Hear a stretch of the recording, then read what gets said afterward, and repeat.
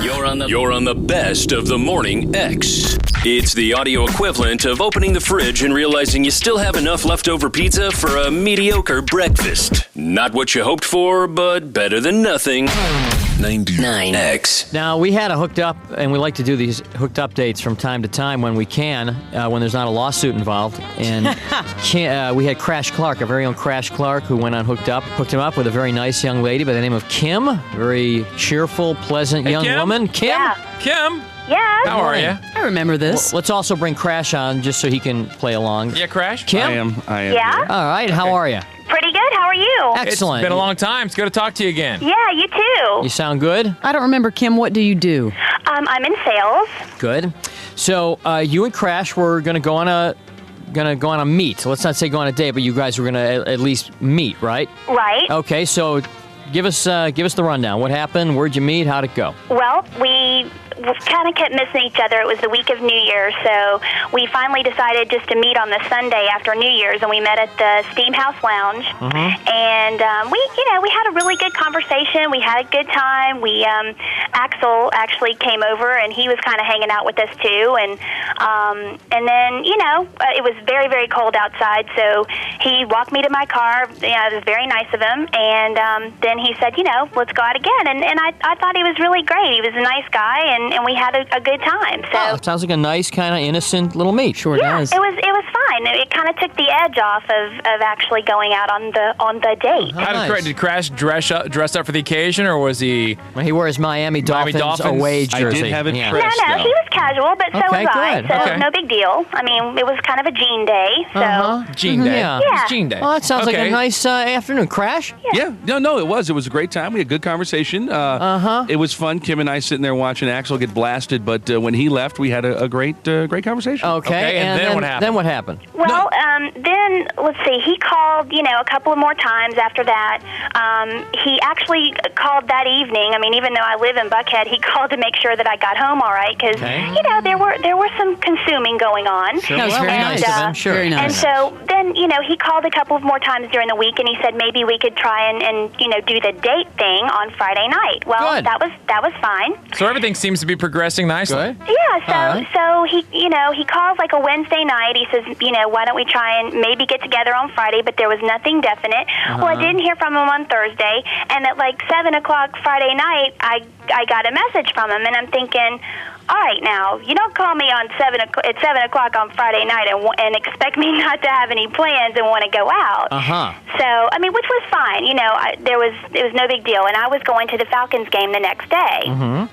So went to the Falcons game the next day with a group of friends, and the guy that I showed up at Tony's with was just a very good friend of mine. There what's is Tony's? absolutely nothing, it was just a complete platonic thing. So and I you went to introduced meet? him to Wait, Crash back as my up. friend. Hold on. You went to meet Crash somewhere? Yeah, the day of the Falcons game, he had, had said if you guys get done at the game and you want to come and hang out, here's where I'll be. Right. Oh, okay. That was So, also the day of the Dolphin game. I think I called him on his cell phone. I can't remember cell Or phone. his CB, whichever, because You know. He likes the he has a CB. CB in the car. Yeah. So you show up at Tony's. I've never heard of Tony's. What's Yeah, that? I Is hadn't that- ever really been there either, but What is that? it was like a sports bar type of thing. All right. And So you show up. Yeah, so I show up, and he was very nice. He got a chair for my friend and I, and I'm sure maybe he did kind of think, well, why is she showing up here with this guy? But I made it very evident that he was just a friend of mine. There was nothing else. I wouldn't do that. Sure. So anyway, we're like sitting there. Well, the whole time he's like not even around. He like went out and threw football in the parking lot, and he was up and down and doing this and that. And I understand, it was kind of a crazy atmosphere. The Miami game was on. I certainly didn't expect to have his undivided attention, but I mean, I would say the entire time I was there, he sat next to me and talked to me all of 5 minutes. Okay. He was too busy throwing footballs in the parking lot. Yeah. So then what? So then then, in the meantime, while all of this is going on, while he's, busy doing this and that, there was a table of guys that were sitting next to us, and it was very crowded, so we were sitting very close together to this other table. Mm-hmm. And they were just kind of talking, and we were sort of bantering back and forth and what have you. And, again, I don't want to sound like a lush because I promise you I don't drink that often, but the two times that I've seen Crash, it happened to be times that I did. Revolving around liquor. Now, you understand that's not a good sign when the 2 times you see the guy, you're drunk both times. Well, I wasn't drunk. I wasn't drunk the first time that I saw him. But, Tipsy. hello, you guys know Crash. He's a drinker. He likes to have fun, and he likes to have a good time. He can run with the big dogs, and I can't. Right. So anyway, start talking to these guys next to us, and the guy kissed me. I was not expecting it at all. Wait, so a guy I just kind of turned my head, and he did it, and right about that time, Crash walked by. Now, which guy is this? The guy you came with who was just your friend? No. This was a guy at the table next to you her. have to remember, another 2 guy hours who had you gone didn't know. by. Oh, so some other guy who you just met kissed you. And the timing-wise... it wasn't as though I did. It wasn't as though I was a willing participant. So it just kind of happened. So would you slap him? You push him back? Push him away, I kind of pushed him away. I was like, but all Crash saw was him kiss me, and he's like, go get a room. Wow. Oh, Crash. so the timing was bad. The timing was very bad. For him not to be around the entire time, and then the one time he does finally decide to come back in, Darn the that luck. happened. Gee, So, my Crash, you timing's impeccable. just weren't around, Bad Crash. timing. I guess all not, right, I so guess he not. saw you kissing the guy, and then what? Well, and then, I don't know, he walked off, and, I was to the point of, I was ready to go anyway. It had been a long day. Yeah, you've been kissing guys. So the guys that were sitting at the table with us walked me outside, and I left. They were clamping onto their real estate. Crash, what was your view of that whole scene? Yeah. Well, come on. Okay, granted, it's an AFC championship game, and I'm a big Dolphin fan. I'm dressed up. I'm not paying attention to anybody but the screen. But you're going to come out. I'm like, hey, I'm at a football game. If I was alone meditating at home and said, come on over and meditate with me, I'd pay a little attention to you. But, the walking in the door with a different guy thing, which was cool because she did say he's a friend, which is all right. It's cool. But, then we're all kind of watching the game and everything, and she just kind of migrates over to this guy who happens to have the mysterious tongue that fell into her mouth. Now, she said that she migrated over there because you migrated outside to throw the football Oh, yeah. around. We do that at halftime. We toss the ball around. And, of course, the Dolphins were getting whooped anyway, so no one really cared much. And Kim, feel free to jump in. We're just part of it, which is cool. No big deal. And, even her going to another table is cool because we're all kind of bouncing around. Was she kissing the guy back? It's funny. It's not like an episode of Three's Company where you just kind of round the corner and just see someone saying happy birthday. Right. And there was some reciprocation going on. Even all of my 50 friends that were there at Tony's, jaws were dropping on the floor going, this is unbelievable. Yeah, I've got to be honest with you, Kim. It's tough for me to believe that this guy just threw himself on you and was kissing you beyond your control, and you had absolutely no interest in it whatsoever. That's tough to, you know what I'm saying? Let her talk. Kim? Nobody does selling better than Shopify. Shopify is the home of the #1 checkout on the planet. And the not-so-secret secret, with Shop Pay that boosts conversions up to 50%, meaning way less carts go abandoned and way more sales going through. So if you're into growing your business, your commerce platform better be ready to sell wherever your customers are scrolling or strolling. On the web, in your store, in their feed, and everywhere in between. Businesses that sell more, sell on Shopify. Upgrade your business and get the same checkout that Skims uses. Sign up for your $1 per month trial period for 3 months at shopify.com/Westwood1, all lowercase. Go to shopify.com/Westwood1 to upgrade your selling today. Shopify.com/Westwood1.